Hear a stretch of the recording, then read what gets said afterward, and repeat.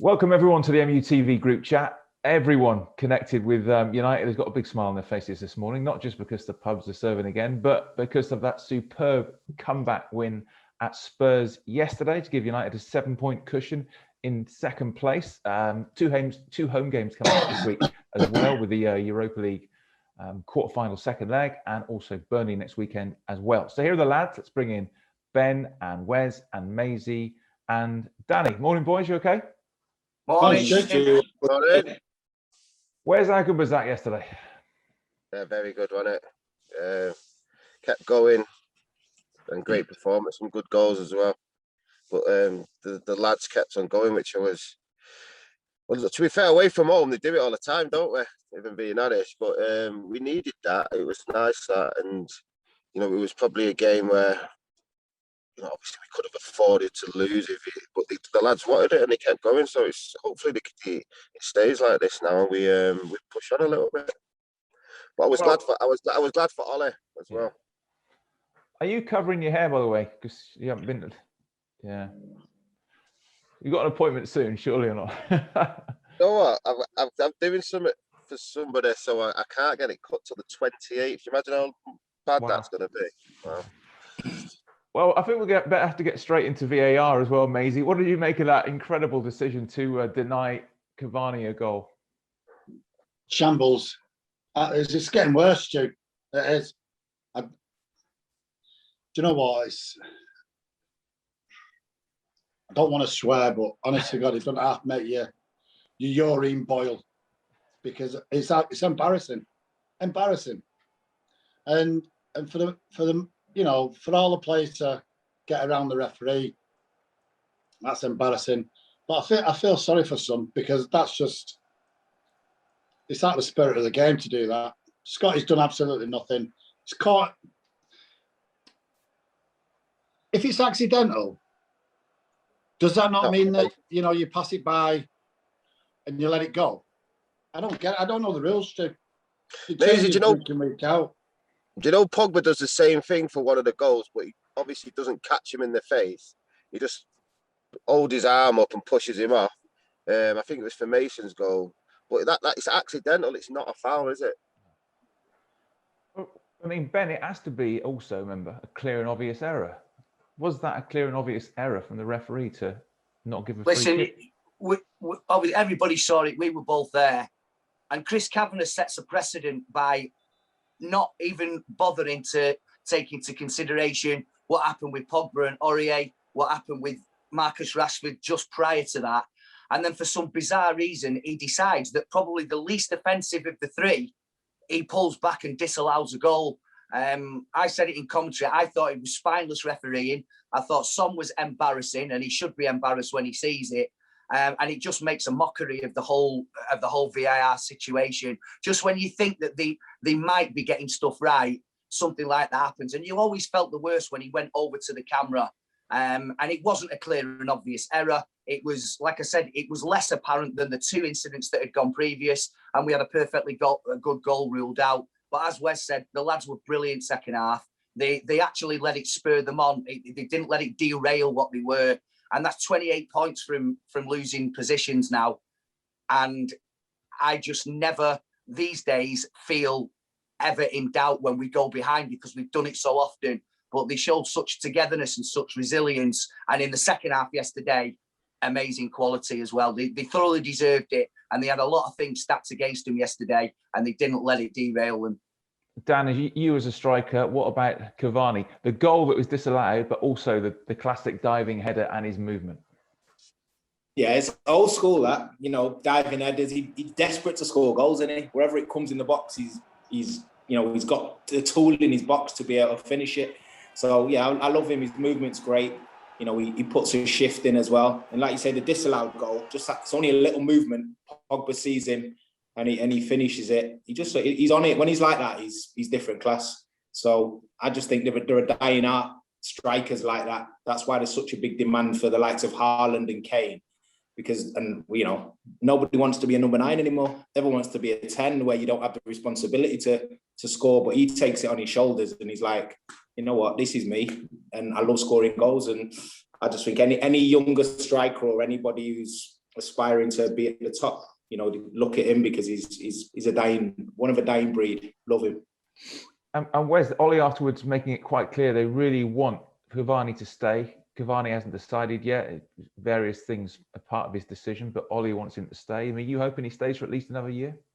Yeah, I do. Yeah, I mean, he's not just for his experience, but you can see he wants to play. You know what I mean? And a lot of it will be to do with, is he going to get enough starts? But I'm sure he'll have them conversations with the boss. But I'm pretty sure he will. Stu.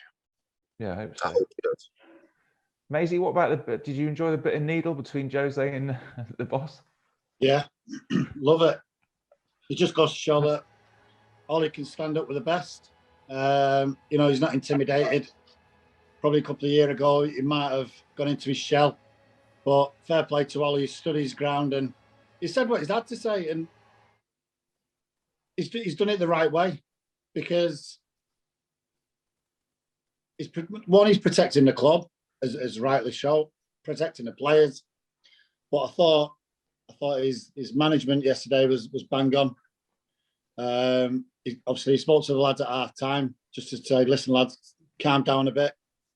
Because you could see, I honestly thought there might have been a red card because I thought the referee was dying to give a red to somebody, probably to United.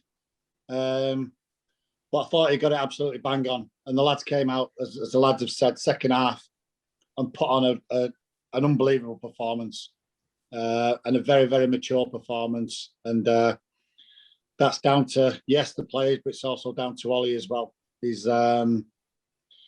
building something that maybe not this year, we might not get there, but certainly next year, with a couple more additions, we are certainly going in the right direction. And the record speaks for itself. Obviously, United playing on Thursday night, and then next up in the Premier League, United host Burnley on Sunday. So the perfect man to speak to about this is former United fullback, obviously now at Burnley, Phil Bardsley. He's been good enough to join us on this Monday. Good to see you, mate. How are you? Morning, chaps. Yeah, good. Hi, Thank Phil. you. Hello. Boys. We've all been glorying in the weekend, but obviously a tough weekend for you at Burnley. How was it? Yeah, tough yesterday. Tough one to take, especially obviously dominating the first half. I thought we was in complete control of the game. Obviously going in at half time 1-0 up. You know, second half, first 10-15 minutes, we started the game well. And then they made a couple of changes which ultimately impact the game and took the game away from us. You know, we just dropped that little bit deeper when, you know, they brought the pace on, and unfortunately for us, we lost a good home game. I mean, obviously there's a little gap there, but do you still think there might be just a bit of work to do just to make sure that you don't get dragged into the relegation? Yeah, obviously this 7 games to go for us, but you know, yesterday with a win would have took us 10 points clear of that relegation zone, which, you know, is a big gap. I know Fulham have only got 6 games left, but obviously they've got a couple of tough fixtures in that. As of we've got obviously United and Liverpool, but obviously it's tough down the bottom. But as I say, we've got 7 games left. We've got some good games, still some good home games, which hopefully we can take care of.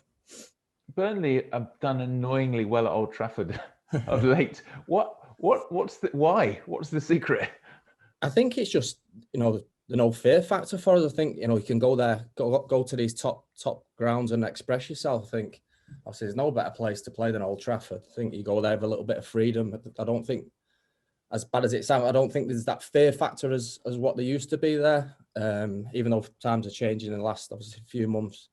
But I just think the enjoyment of going there is, you know, it's the best place to play football without a shadow of a doubt. I think obviously if you can't go there and enjoy your football, then there's something wrong. But you know, we just take these games on. We're not expected to win as such. So, you know, we just go and take the game on and hopefully get a result out of the game.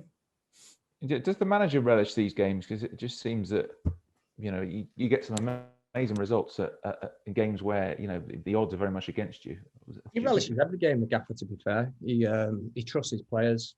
You know, we have a game plan in place where, you know, we try and take that onto the field. And I think, as you said there, in the last couple of years, we've gone to these places, as we did early in the season at Anfield. We took the game on and beat Liverpool, which nobody expected us to do. But I say we set up in an organised manner, and hopefully we can do that on Sunday and try and get something out of the game. Did you enjoy that one at Anfield, Phil? Oh, did I? I was on the bench, but did I?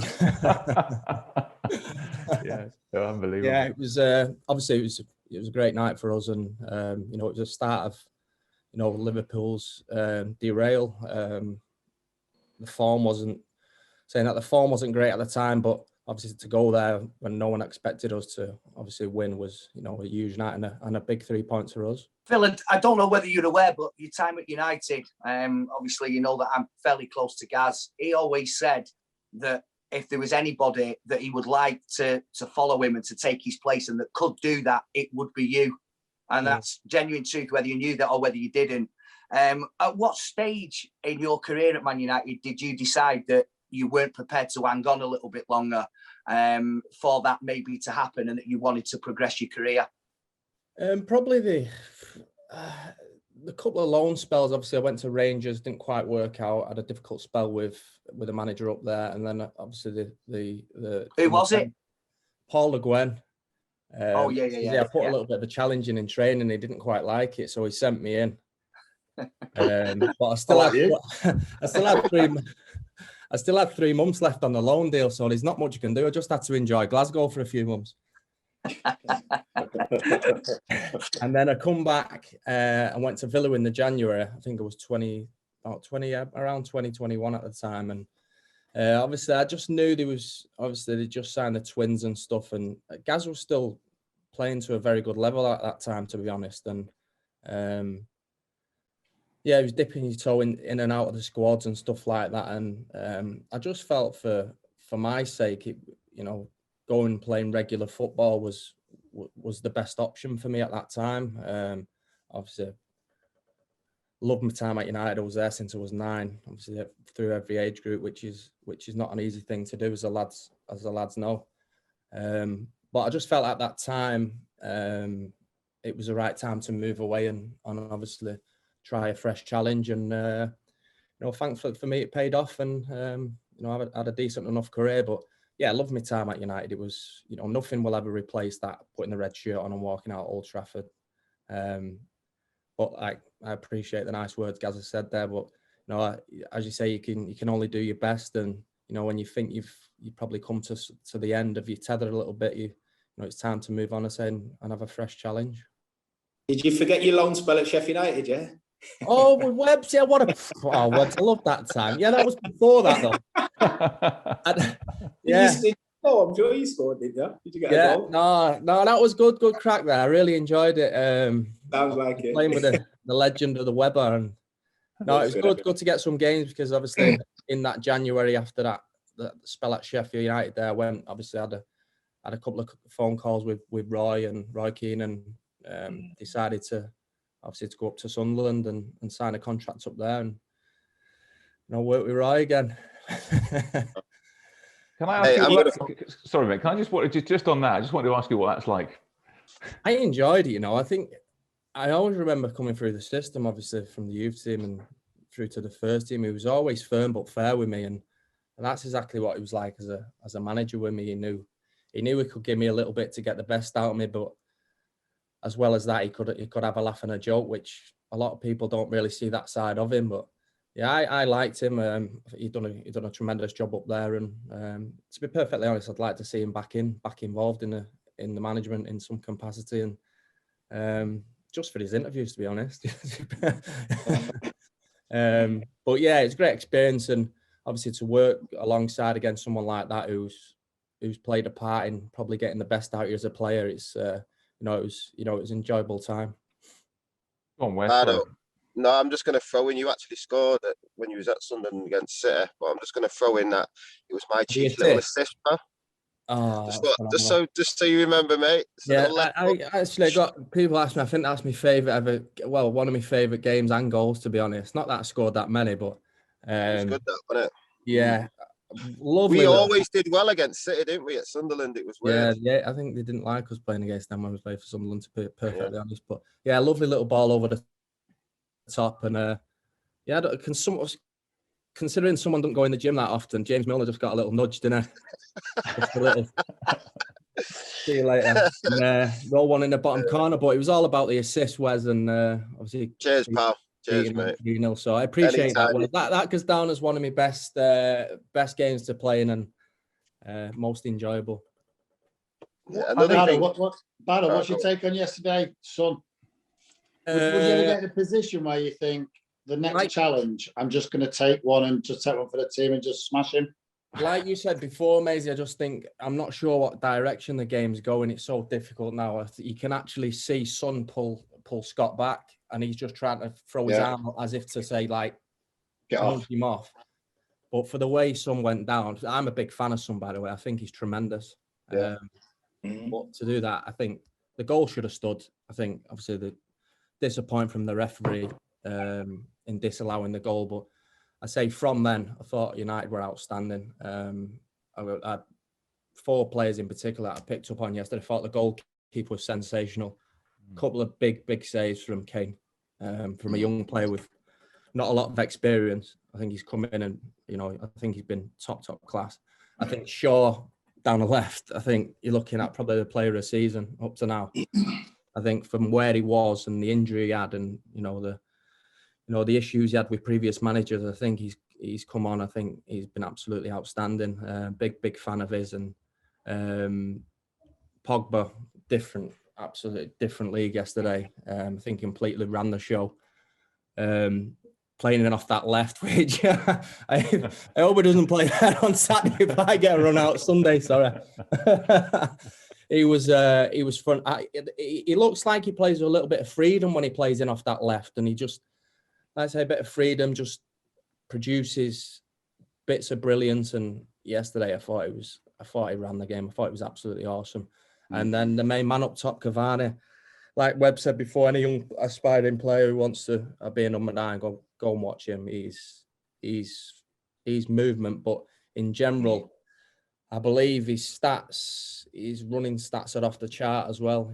For someone who's 33, I think he's covering 12, 13K a game, which speaks volumes of the player that he is, especially being at that age and what he's achieved. He could possibly down tools a little bit, but he's setting an example to all the young players there. He is elite, and his record speaks for itself.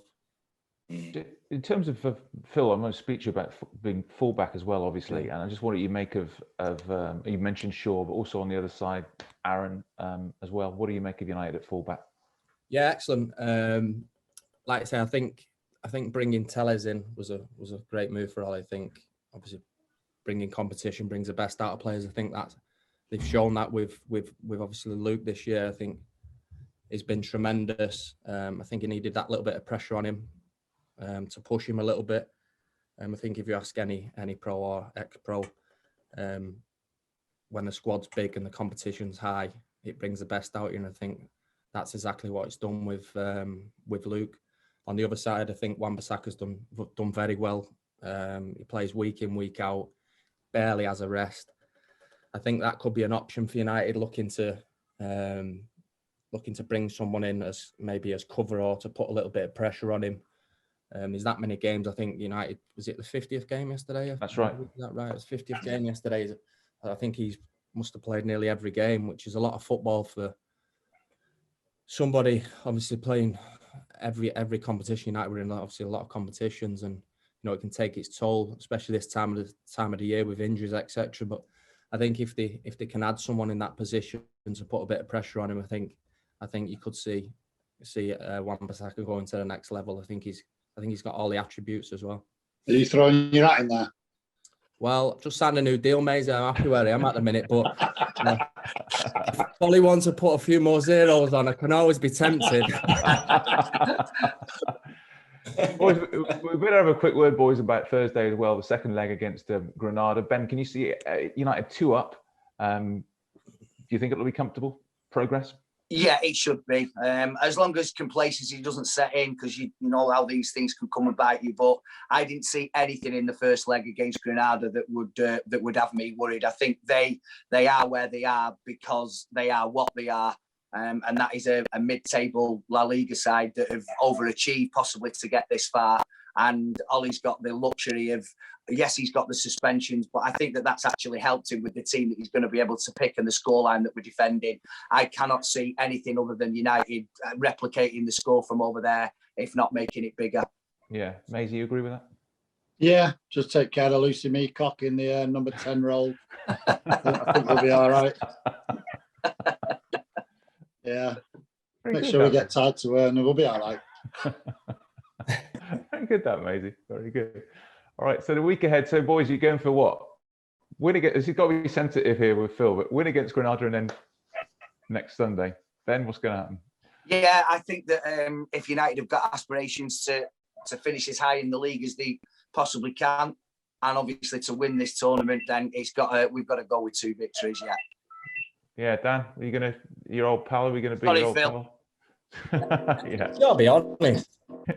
Nah, to be honest, you know, you're looking at it for we've United at this stage of the season. They've got to mean business, haven't they? They've got to make sure that they firstly beat Granada and get the job done. However, it's done against Burnley. Yeah, 100%. It's got to be there. It's got to be done. Yeah. Yeah, Maisie, you're always confident. You always predict to win. Is that what you're going for? 2 wins? Yeah, I'll We're be sitting on 2-0 the fence, that's for sure. Yeah, I reckon against Granada, 2 or 3-0. And if Bardo plays, then 5 or 6. As long as Bardo plays, has a great game, I'll take the victory. It's important that Phil plays. That'd be nice to see him back, because it might be his last game at Old Trafford. You never knows. Yeah. But no, I'd like 2 wins, definitely. Yeah, where's you're going for 2 wins, aren't you? Yeah, 2 wins, Bardo with a goal, though. And then we'll beat him 3-1 or something. I'll take that, Bardo. But Bardo will have that. Yeah. Will I? You need some points. I mean, I don't want to Give you a goal. Yeah, no. I'll take the goal. I'd rather take the win than the goal, though. I don't want to pension your Phil, but how are you feeling? You still enjoying it? You're still going to try and play as long as you can? Yeah, I am. Yeah, I just signed another 12 months for next year, so it's been a bit of a stop-start year, to be honest. Obviously the lockdown situation, then obviously getting COVID in October, and obviously the Christmas period was busy, and then obviously the team's results started picking up with me on the team. So yeah, it's been a little bit of a stop-start, and can't really say I've enjoyed it too much this year without fans, and obviously having the issues with off the field with the COVID situations and stuff. But yeah, it'd be nice, to be perfectly honest, nice to get over the line, have a nice break, hopefully be able to get on holiday and a bit of downtime with the family and stuff, and come back raring to go, which is the main thing. Have a good off season, get myself in shape to come back and get stuck into the gaffers pre-season, which are brutal. So yeah, I'll have to make sure I'm ready, and yeah, we go again. Yes, as you said before, still enjoying it. I enjoy going to try and train your best every day, which is the most important. And I'll try and get some minutes on a Saturday afternoon. And as long as I keep enjoying it, I'll keep plodding on. And I say keep enjoying it, and hopefully playing golf with Maisie sometimes if you ever get an invite. Oh, hey, invites there all the time. Not a problem. Have the lads got Dyche a new coat yet? How'd they go that? You got the manager Dyche a new coat yet? No, he loves that coat. I think he loves that coat, so I think he'll stick with that one. It's been a good omen for him. It's been good luck with since I've been there anyway. Premier League status for the last 4 years, and Webb's hopefully can stay there. And then maybe he might look at a new coat next year. But I think he likes that one, so he might stay with it. And he's like that. He was at Watford with me, and he used to wear jeans and t-shirt every day. Do you know what I mean? He said, "Why am I spending the money on other stuff?" So what? So yeah, he's good. He's good. He's been excellent for the club, as you say. It's a bit like Ben, that with his gear. No, I say he's been brilliant for the club, and hopefully get some money to spend in the off season, and we can have another good go next year. Thank you so much for joining us, mate. We really appreciate your time. Enjoy it every time with you guys. Yeah, it's great to see you. Thanks. Cheers, Phil. All the best. Cheers, Phil.